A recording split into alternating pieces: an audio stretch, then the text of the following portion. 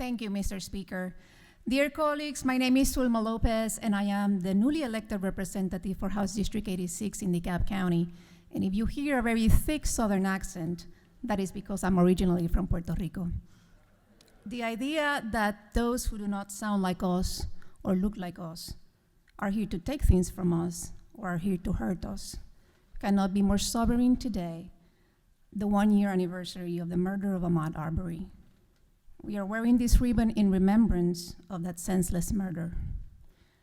Although I was not raised Jewish, my husband is Jewish, and we have been members of the temple since 2009. The temple is Atlanta's oldest and most diverse synagogue. Some of you may know that it was bombed in 1958 in an act of anti-Semitism, or that our former rabbi, Rabbi Rothschild, marched with Dr. Martin Luther King. Our current rabbi here today is Rabbi Peter S. Berg.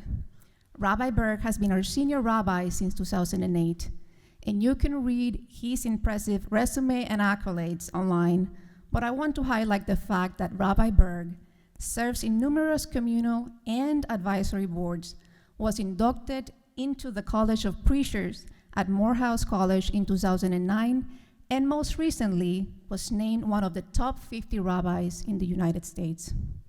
But what I'm most proud is Rabbi Berg's unwavering commitment to serve as both a spiritual and community leader on issues regarding the environment, social justice, and civil rights. Please help me welcome my rabbi, Rabbi Peter S. Berg.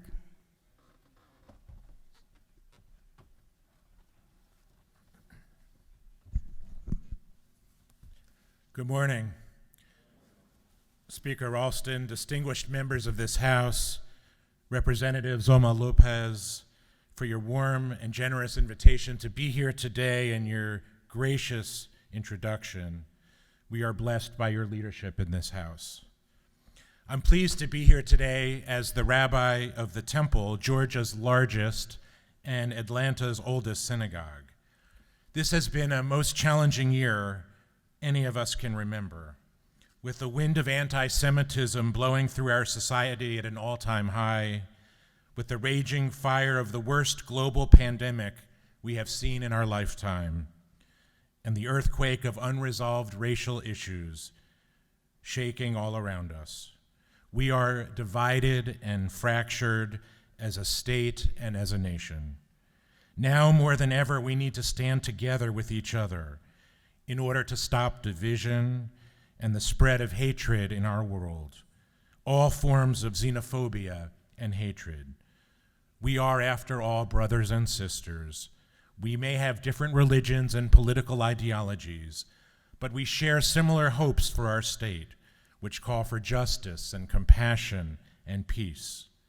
This world is a diverse place, and the lessons of both religion and politics must be articulated in a way that are acceptable to a diverse population. Because it is possible, it is very possible, that God could speak Arabic on Fridays, Hebrew on Saturdays, and Latin on Sundays. And I'd like to suggest that we see the differences among people as nothing short of a miracle of creation. The only way to truly respect and love one another is to recognize the uniqueness of each and every human being. The world is a better place because of our differences. Positive energy comes from the members of our community who sometimes disagree, yet still love and still respect each other. And because we are privileged to live in this American democracy and the extraordinary state of Georgia, which is dependent upon strong communities of faith and a representative government, we must learn how to speak to each other. All world religions pray for peace. All government entities strive for justice. Yet we know that fervor produces the worst in zealotry and in violence. How could we channel the passion and persistence that religious faith and government can summon? How can we utilize the ability of religion and government to contextualize the big issues in the most universal of terms? This is the great task that faces us this year, to engage in dialogue without unleashing intolerance and self-righteousness. The challenge of American democracy is to fashion a way that incompatible faith and political assertions can actually still speak to each other and still learn from each other. We don't have to ignore our differences to live together. And when we speak to our neighbors of other faiths and other political ideologies, what is needed most is not authority, but reasoning. A dialogue that focuses not on quotations, but on common ground. Founded on a deeply religious principle, our country, our state, is an experiment in progress. And the hypothesis that we test is that a diverse population can come together in a shared passion for liberty and a celebration of our differences to accomplish great things.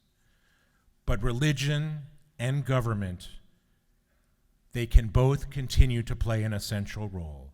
And it's the logical grounding for our democracy, that we can learn to speak to each other in ways that we can hear, in words that allow for learning and growth and even disagreement. This task, in no small part, is the last and the greatest hope in our humanity. Seated together as our ancestors did before us, we know that we face an uncertain future. We are unsure of what challenge lies over the next hill and the next mountain. But I would like to think that, like them, we don't face that steep climb into despair, resigned to a terrible fate, nor with blind certainty.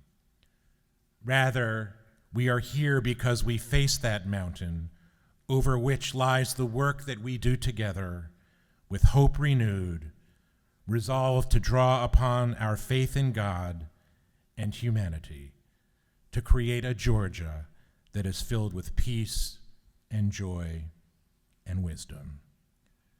Friends, let us stand together now in prayer. Eternal God, you ennoble our lives by empowering us to do your work here on earth in creating a world of justice and peace for all.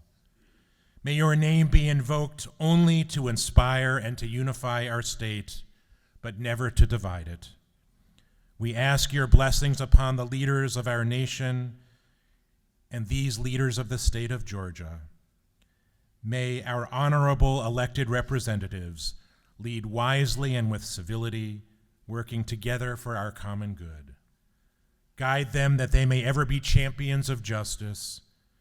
These things we ask in your name, O God, until the radiance of peace and righteousness for all of God's children shines to the ends of the earth. And along the way, if we are weary, give us strength. If we are discouraged, give us hope. If we have forgotten how to make a difference, remind us. If we have been careless of time, forgive us. And if our hearts have been chilled by indifference, warm them. May we together be inspired not only by the acts of the women and men who have preceded us, but by the God of the universe who wants us to live in peace. Amen.